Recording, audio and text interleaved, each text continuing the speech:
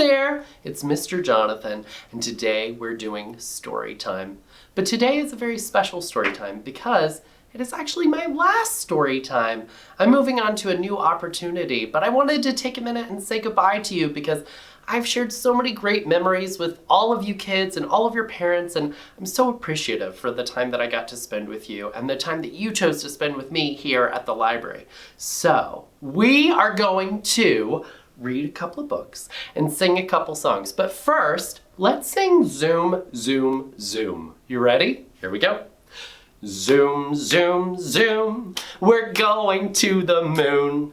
Zoom, zoom, zoom, we're going to the moon. If you want to take a trip, climb aboard my rocket ship. Zoom, zoom, zoom, we're going to the moon in 5, 4, 3, 2, 1, blast off! Excellent! All right, our first book today is called Paddy the Platypus, and it is by Patricia Harris. There's our platypus. Isn't that cute? And platypuses are a monotreme, and that means they lay eggs, but they also feed their babies milk. Let's read about this. Down under the water, down under the moon, Paddy Platypus swam in a blue-green lagoon. One day when Paddy was swimming along, Paddy saw a beaver on top of a log. Paddy got excited and paddled over to say, "Hello, friend Beaver, would you like to play?" Beaver just sat there, then Beaver laughed and said, "You know you have eyes on the top of your head?" That's not a very nice thing to do. And your tail and your body look funny to me. You come from an egg. You belong in the sea. You just look so different. I don't want to play. Then Beaver turned around and plodded away. Is it nice to say you don't want to play with someone because they're different than you? No, that's not nice at all, is it? But I like how I look, Paddy said with a sigh, when just then an otter came strolling by. He'll be my friend, thought Paddy with glee. This one has fur and he looks like me. Oh, I wonder if they'll be friends. An otter and a platypus, they both swim in the water, right? So Paddy climbed out of the water to say, "Hello, friend Otter, would you like to play?" But Otter just stood there. Then Otter laughed and said, "You know you have eyes on the top of your head?" Again with this. And webbed feet and a bill. You're not like an otter. You look like a duck. You belong in the water. You just look so different. I don't want to play. And Otter turned his back and quickly ran away. Gosh, that would hurt my feelings. But I think I look fine, Paddy said with a sigh. And just then a family of ducks paddled by. The ducks all had bills and webbed feet on their legs, and just like Paddy, they were all born from eggs. Maybe they could be friends. They have some things in common.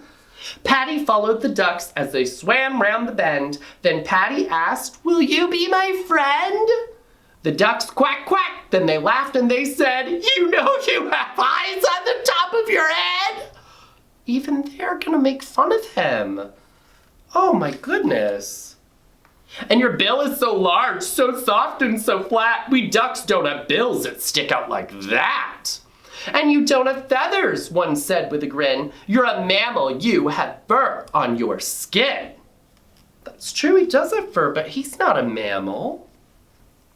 You just look so different, we don't want to play. Then the ducks turned their backs and they all swam away. But I like how I look, Paddy said with a sigh, and Paddy waited and watched, but no one came by.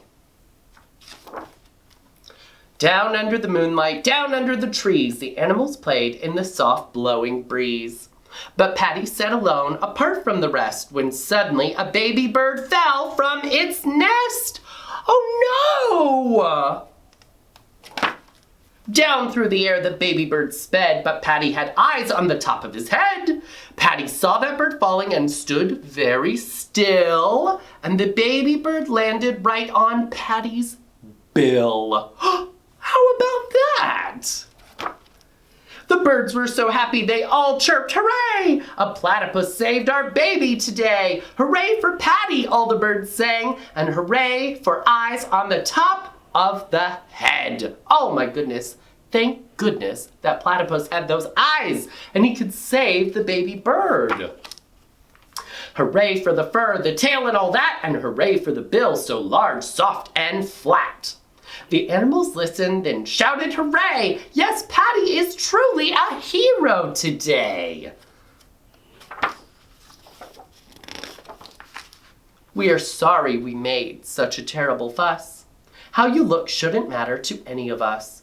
Oh, I like how I look, Paddy said with a gleam, and I know what I am. I'm a fine monotreme. The end.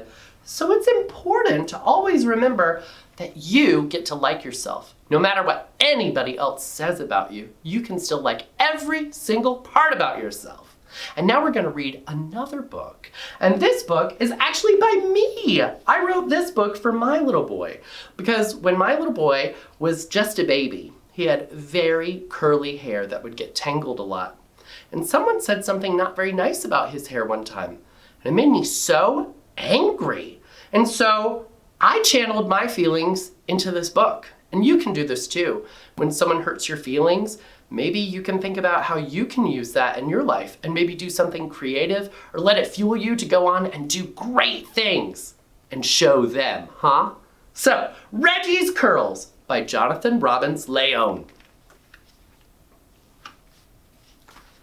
Regina Renee Davis, who liked to go by Reggie, had a flair for dressing and her friends all called her edgy.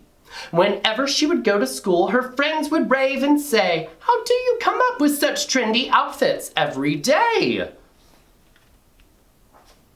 She'd take her granddad's old shirt, then go through Grandma's jewelry box, use a necktie as a belt, and wear polka-dotted socks.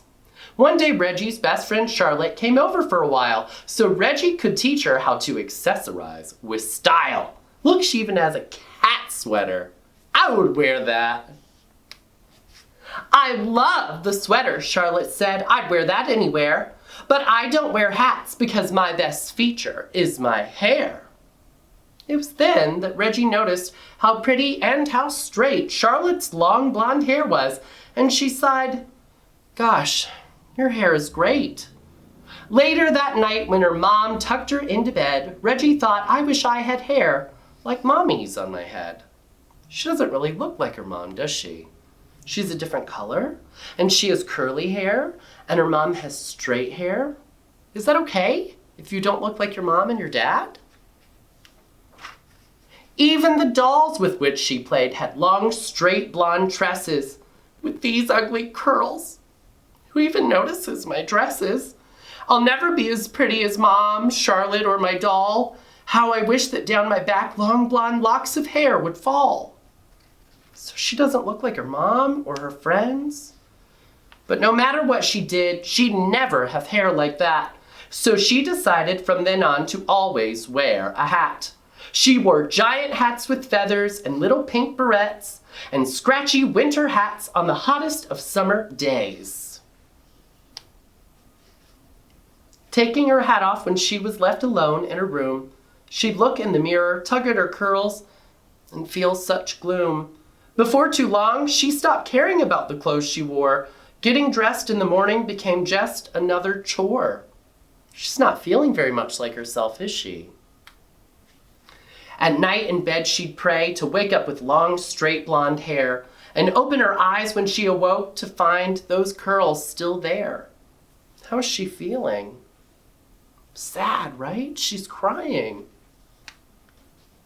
Then one day, a new drama teacher started at the school. She wasn't like the others. She was sassy. She was cool. "I love your headscarf," said Reggie. "Oh, this I rarely wear. Scarves, hats, or fascinators because I have such great hair," said the new teacher. But when she unfurled the scarf, instead of long, straight blonde locks, there were springy curls. The teacher said, "I think my hair rocks." And the next morning, Reggie chose her outfit with extra care, and instead of some hat, she clipped her favorite bow up there. She likes her hair now, doesn't she? When she got on the bus, her best friend Charlotte oohed and awed. "I'm glad to see you happy. You've been acting rather odd." And that day in drama, Reggie volunteered for every scene. When she got home that night, she walked in feeling like a queen. At the kitchen table, her mom was crying where she sat. Her hair was in curlers. She said, "I think I need a hat." Oh, Mom was trying to curl her hair too. "I can't do a single thing with this rat's nest on my head. Your dad wants to go out, but I think I'll stay home instead." Taking out the brush that was used for Mommy's kind of hair, Reggie brushed out the knotted curls, saying to her, "There, there." Her mom had always wanted curls just like her daughter had. Reggie said, "So your hair is different. I don't think that's bad. I love your long red hair, your blue eyes, that you're a dancer, and how when we watch game shows you always know the answer. We're both pretty in lots of ways, only some can be seen. Let's love what makes us special and not treat ourselves so mean." That night her mom went out, feeling great and wearing pearls. Mommy's pretty, Reggie thought, but you know, I like my curls. The end. So whatever's special about you or unique, even if it makes you different from your friends, remember you're perfect just the way you are.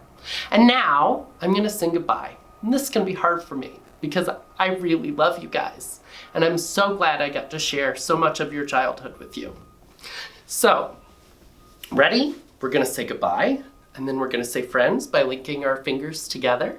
And then we'll say, it's time to say goodbye. Here we go.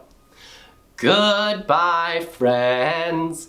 Goodbye, friends. Goodbye, friends. It's time to say goodbye. Bye-bye.